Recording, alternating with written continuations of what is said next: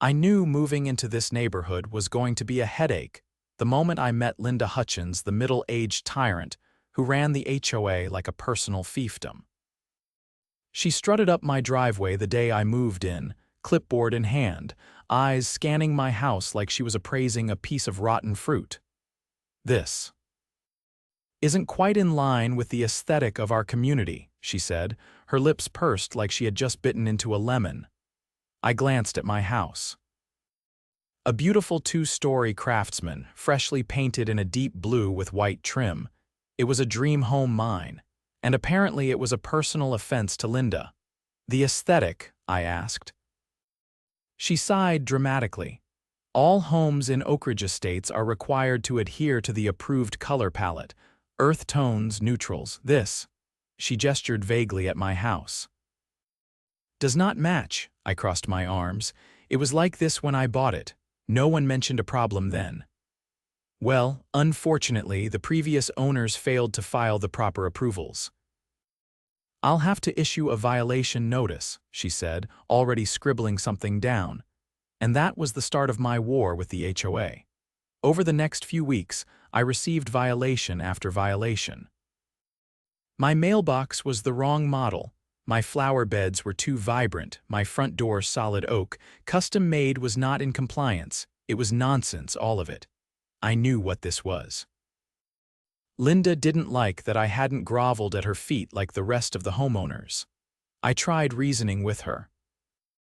I showed her the real estate disclosures, which never mentioned any of these so-called regulations.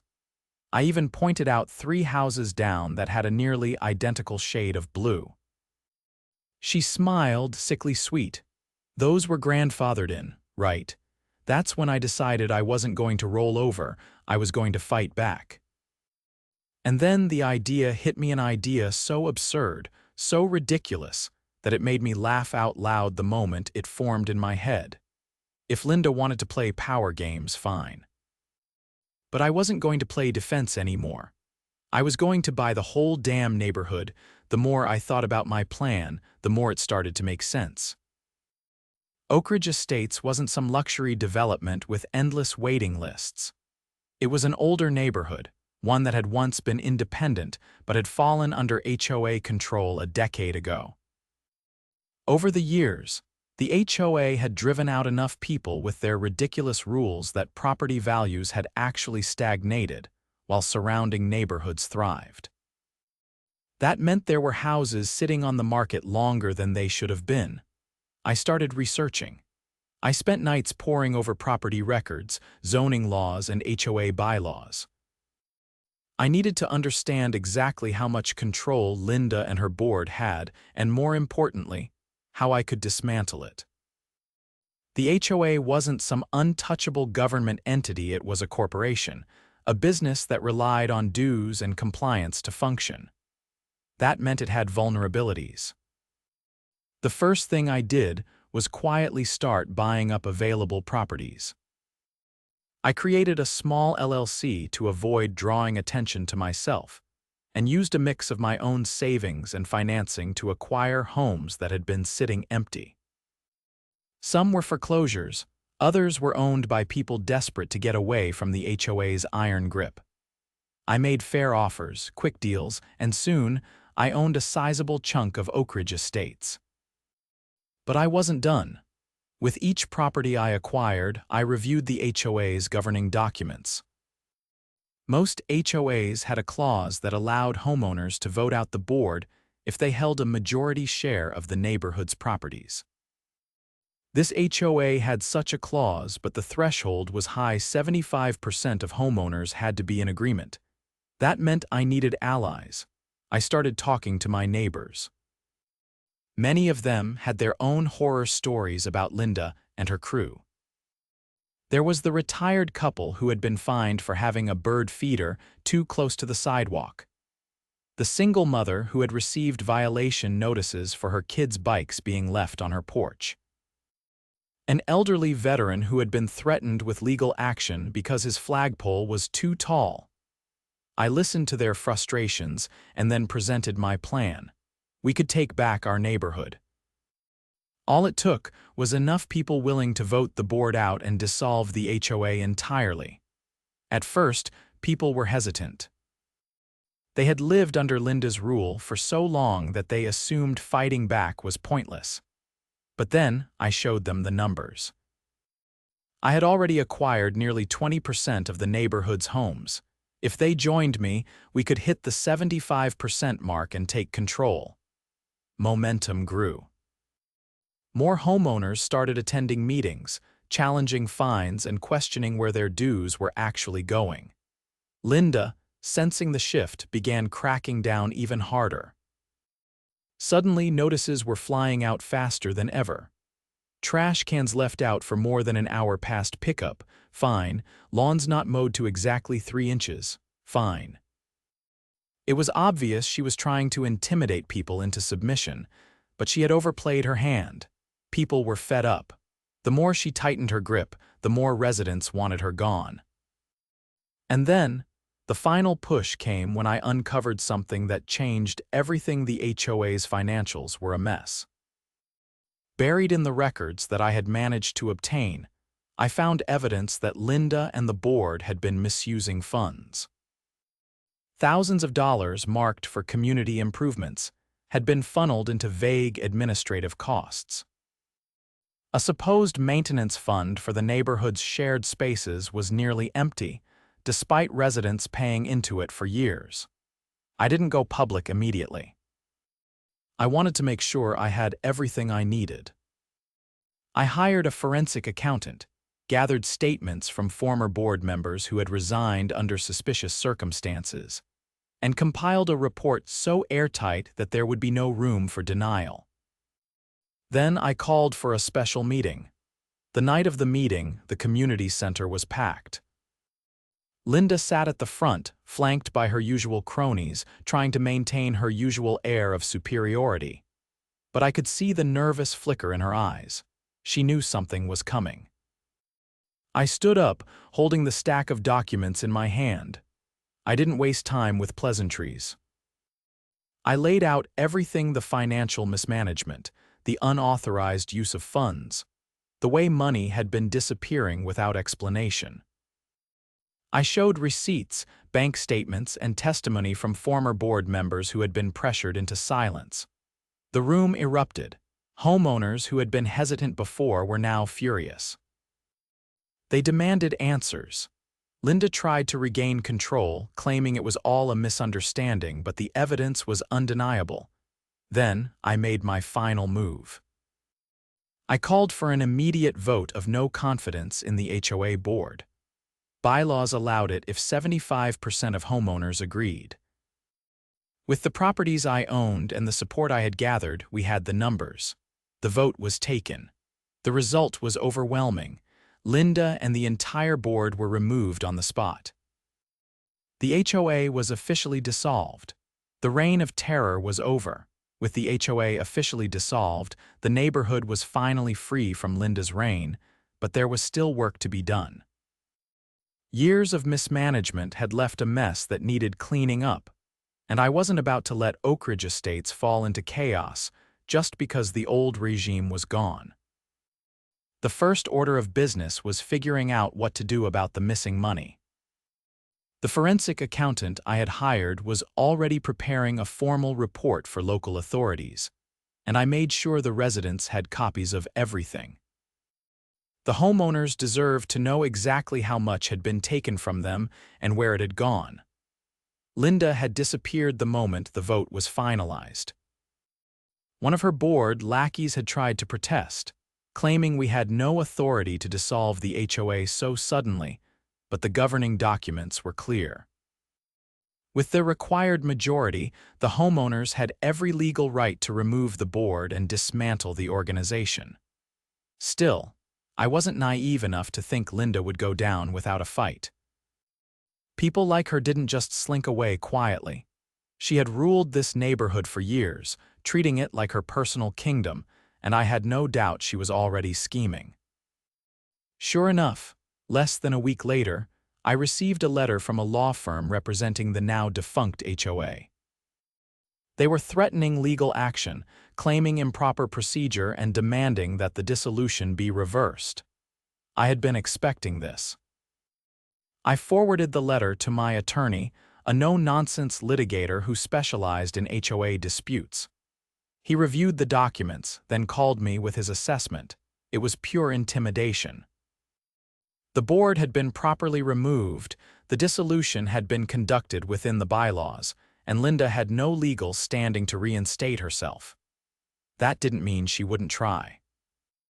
A few days later, she appeared at a neighborhood meeting, flanked by a couple of former board members who looked more nervous than confident. She marched to the front of the gathering, acting as though nothing had changed, and started talking about restoring order and bringing back structure. People weren't having it. Residents who had once been afraid to speak up were now demanding answers. They wanted to know where their money had gone, why they had been harassed over ridiculous violations, and why nothing had been done to improve the community. Linda's usual air of authority was gone. She was floundering, trying to regain control, but she no longer had any power to back up her words. When she realized she was losing the crowd, she turned to me, her expression full of forced composure. She accused me of manipulating the homeowners and undermining the stability of the neighborhood. I didn't even have to respond. The residents shut her down instantly.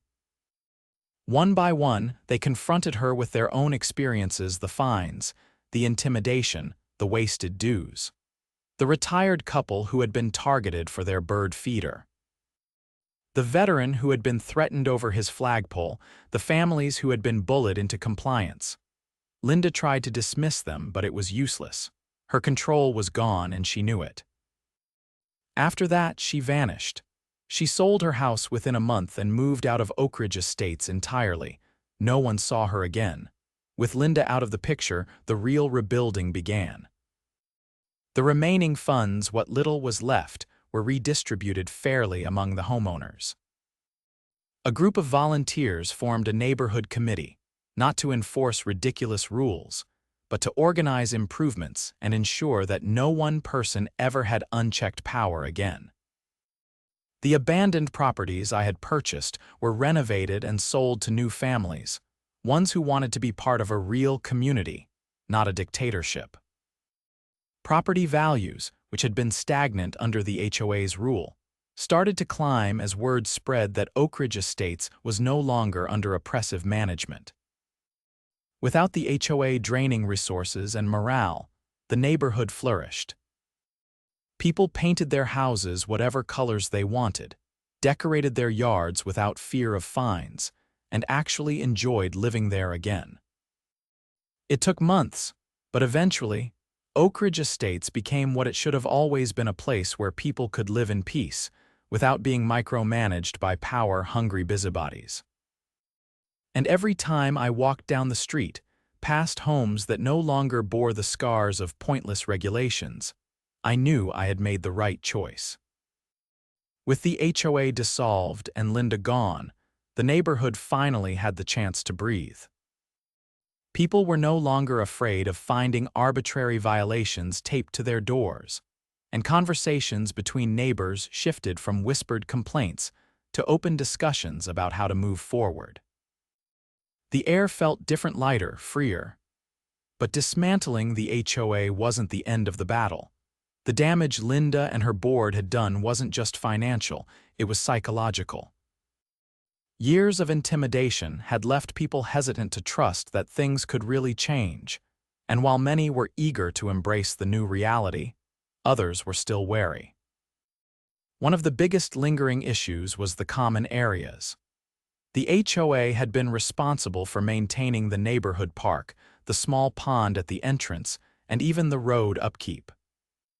With the HOA gone, there was no official entity in charge of any of it. The fear that the neighborhood would fall into disrepair was real, especially when we discovered just how little of the dues had actually gone toward maintenance. The park had been neglected for years. The playground equipment, once a selling point for families, was rusted and unsafe.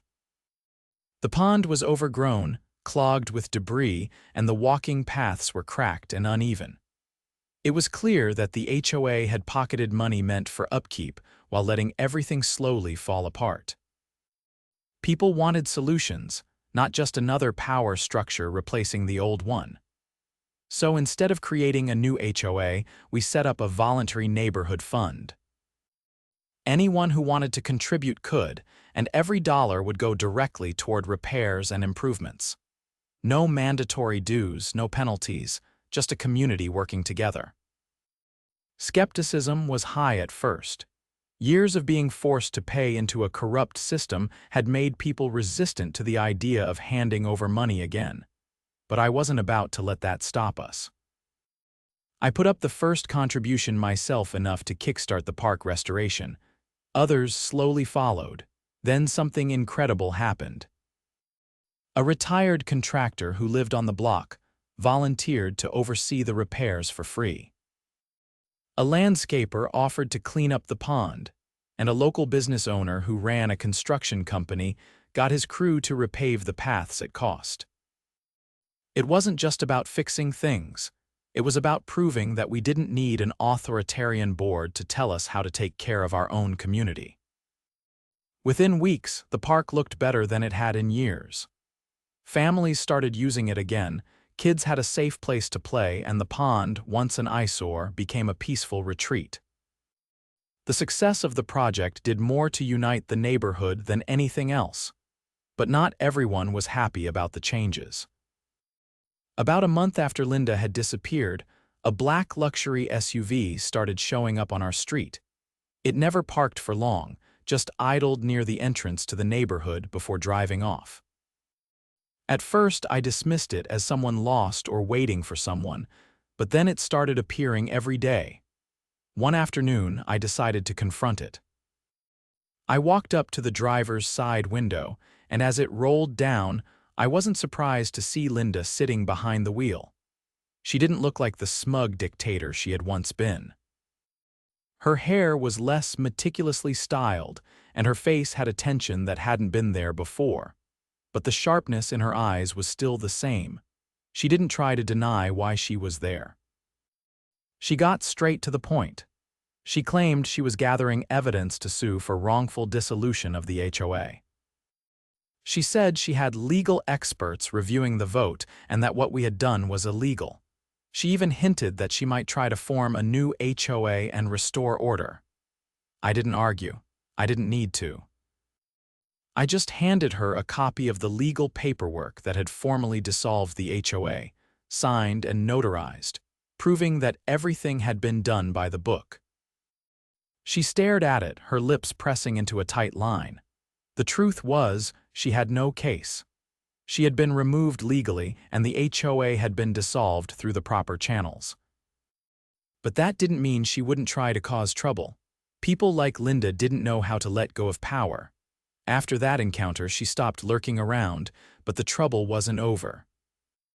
A few weeks later, the city received an anonymous complaint about the neighborhood's lack of an official governing body. Suddenly, we had inspectors coming out, questioning whether the roads were being maintained properly, whether the pond was a hazard, whether the park had the right safety certifications. It was a clear attempt to use bureaucracy to force us into forming another HOA. If the city ruled that we were failing to maintain the neighborhood, they could insist on some form of governance, and Linda was clearly hoping to worm her way back in. But we were ready. I had made sure everything was up to code. The roads were in fine condition, the park had received updated safety inspections, and the pond had been cleaned to meet environmental standards. Every attempt to find something wrong came up empty. After weeks of inspections and paperwork, the city ruled that Oak Ridge Estates was perfectly capable of self-maintenance. There was no need for an HOA and no legal grounds for forcing us into one. That was the final blow. Linda had lost every battle. Her power was gone, her attempts to regain control had failed, and the neighborhood had moved on without her. Word got around that she had moved out of state, selling her luxury SUV and downsizing to a much smaller home. No one missed her. With the last of the threats gone, Oak Ridge Estates truly became the community it was meant to be. People took pride in their homes, not out of fear of fines, but because they wanted to. Neighbors helped one another, not because of regulations, but because that's what real communities do. And every time I walked through the neighborhood, I couldn't help but smile. Because in the end, I hadn't just bought the neighborhood. I had saved it. With Linda gone and her attempts at sabotage dismantled, the neighborhood finally settled into a rhythm of normalcy. People were no longer peeking out their windows in fear of an HOA enforcer lurking around with a clipboard. Instead, they were chatting on sidewalks, hosting weekend barbecues, and making improvements to their homes without the looming threat of fines. What had once been a place of quiet resentment had transformed into something that actually felt like a community. But just as things seemed to be stabilizing, another challenge presented itself. This time, it wasn't from the remnants of the HOA, but from something far more insidious: developers. The first sign of trouble came when a few residents received unsolicited letters offering to buy their homes for cash.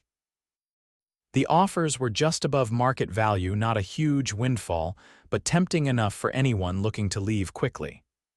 At first, people dismissed them as random investor inquiries.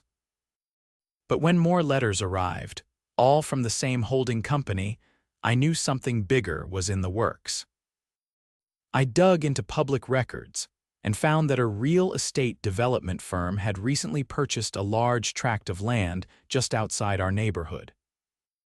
They were planning a massive new subdivision, complete with luxury amenities, and it was clear that Oak Ridge Estates was in their sights. If enough homeowners sold, they could push for rezoning, demolish existing homes, and replace them with high-density housing. This wasn't just about buying a few properties. They wanted the entire neighborhood. I gathered a few trusted neighbors and laid out what I had found. Many of them were furious, especially those who had just started feeling secure in their homes again. The last thing they wanted was to be forced out by corporate interests looking to turn a profit. The first step was getting ahead of the situation. We needed to find out exactly how much land the developers had already acquired. If they had secured enough properties, they could petition the city for a zoning change without our input. That would be disastrous. So I used my LLC to discreetly approach the remaining homes that were still on the market. If the developers were buying, we had to counter those purchases before they reached a tipping point. What we found was worse than expected. The developers had already secured nearly 30% of the neighborhood's properties, just enough to start making noise with the city council. If they reached 50%, they could push for a complete redevelopment plan, one that would wipe Oak Ridge Estates off the map. We had to act fast. I met with the homeowners who had received offers and explained what was happening. Many were shocked. They had assumed the offers were just from individual investors, not a coordinated effort to replace the entire neighborhood. Some had already accepted, believing it was their best option after years of HOA misery. But there was still time to fight back. I made counteroffers through my LLC, offering fair market value to anyone willing to sell to someone who wanted to preserve the neighborhood rather than bulldoze it. I wasn't the only one. Some of the more financially secure homeowners pooled resources to help buy back properties. The goal wasn't to prevent people from selling if they truly wanted to leave, but to make sure those sales didn't contribute to the developer's land grab. The real battle began when the developers realized what we were doing. Their representatives started showing up at city council meetings, pushing for rezoning discussions under the claim that Oak Ridge Estates was underutilized land.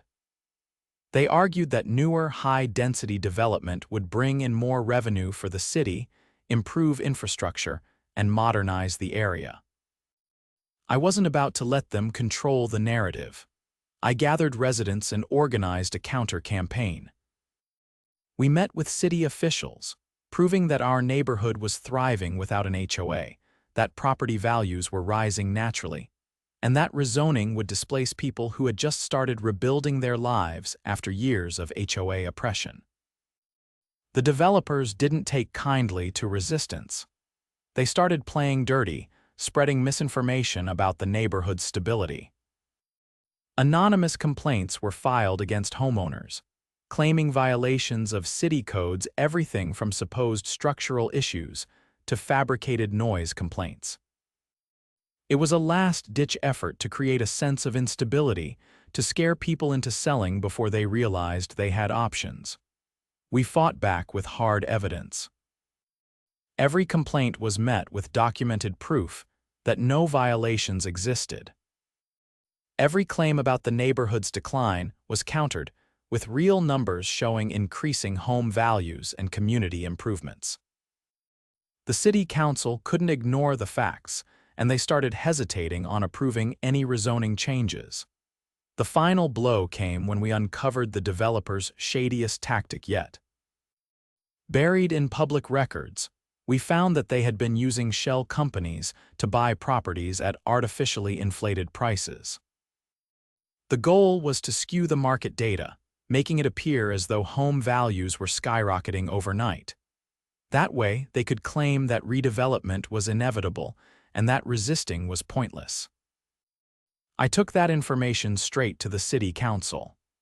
When we presented the evidence in a public meeting, the developers had no defense. The city launched an investigation, halting their rezoning efforts indefinitely. Without the ability to push their redevelopment plan through, their entire strategy collapsed. Within weeks, they started selling off the properties they had acquired, abandoning their plans for Oak Ridge estates altogether. The neighborhood had won again. With the developers out of the picture, people finally felt secure in their homes. The voluntary fund continued to improve community spaces, and without the looming threat of redevelopment, property values stabilized naturally. Oak Ridge Estates had transformed from a place of fear and control into a true neighborhood, a place where people looked out for one another, not because they were forced to, but because they wanted to. And as I walked through the streets, seeing homes proudly displaying the individuality that had once been suppressed, I knew that no HOA, no developer, and no bureaucratic scheme would ever take this place from us again.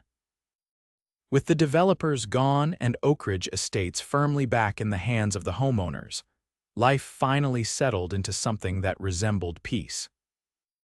No more fines, no more absurd rules, no more lurking threats of redevelopment. People were free to take pride in their homes without fear of being scrutinized by clipboard-wielding tyrants. But just because the external threats had been dealt with didn't mean everything was perfect. Rebuilding a sense of trust in the neighborhood was slow work. After years of living under HOA rule, some residents still had the habit of expecting a new authority figure to emerge. Some were skeptical that the voluntary system we had set up could last. Others, especially the older homeowners, were still reluctant to believe that they could do whatever they wanted with their own homes without some hidden consequence. So I focused on making sure the changes stuck. One of the biggest priorities was ensuring that we had a legal safeguard against any future attempts at reinstating an HOA. Just because we had dissolved it didn't mean someone couldn't come along years later and try to restart the nightmare. If we didn't put a permanent structure in place, history could repeat itself. I worked with a real estate attorney to draft a new set of community guidelines, not rules, but legal protections. The document ensured that no mandatory HOA could ever be reintroduced without an overwhelming 90% homeowner approval, a threshold so high that it would be impossible to reach unless the entire neighborhood wanted it. The guidelines also established a transparent system for handling shared spaces, preventing anyone from hoarding control over community funds or making decisions without majority consent. The final draft was put to a neighborhood vote, and after months of fighting battles together, people were more than willing to sign on. It passed unanimously. With that safeguard in place, the last remnants of fear began to fade. Instead of a group of enforcers dictating how things should be, homeowners took initiative on their own. When someone wanted to repaint their house in a color that stood out, they didn't have to beg for approval, they just did it. When a family wanted to put up an above-ground pool in their backyard, no one sent them a warning notice. If someone's yard got a little overgrown, instead of fining them, neighbors helped out. The neighborhood finally operated like a real community, one where people worked together instead of being ruled by arbitrary policies. And the biggest surprise, property values actually went up. The developers had tried to paint Oak Ridge Estates as an outdated, mismanaged area in need of a corporate makeover. But once the HOA was gone, the opposite happened. The reputation of the neighborhood changed. People started seeing it as one of the few places where homeowners actually had full control over their properties. No more being told what color their front door had to be. No more nonsense about how many plants could be in their garden. No more threats for leaving a trash can out an hour too long. Word spread and demand for homes in Oak Ridge Estates skyrocketed. Homes that had once taken months to sell were now being snapped up in weeks. The voluntary fund we had set up had enough contributions to keep shared areas in great condition without forcing anyone to pay into something they didn't want to. Everything was running smoothly. For the first time since I had moved in, I could finally relax. And then, one final loose end made itself known. It happened when I was clearing out some old paperwork from the fight against the HOA. While going through the files, I came across a folder I hadn't looked at in months, the financial records that had exposed Linda's misuse of funds. I had been so focused on freeing the neighborhood from her grip that I hadn't thought much about what happened to her after she left. She had sold her house and disappeared, and as far as I knew, that was the end of it. But as I flipped through the old documents, I realized something that had slipped through the cracks. The missing money.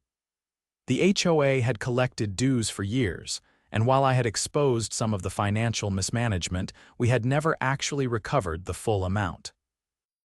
Thousands of dollars had gone unaccounted for, and no one had ever been held responsible. I started digging again. Tracing the money wasn't easy, but with the help of the same forensic accountant who had exposed the discrepancies originally, I followed the paper trail to a series of personal accounts linked to Linda. She had been siphoning money from the HOA under the guise of administrative costs and transferring it into accounts under different names. The total amount, over $200,000. I wasn't about to let that go unanswered. I gathered the evidence and presented it to the homeowners. Many were shocked. While they had always suspected Linda had been skimming from the HOA, they hadn't realized just how much she had taken. And with that, we filed a lawsuit. Linda had thought she had gotten away clean, but when the legal notice was served to her new address several states away, she had no choice but to face the consequences. She tried to fight it, claiming it was all a misunderstanding, but the evidence was overwhelming.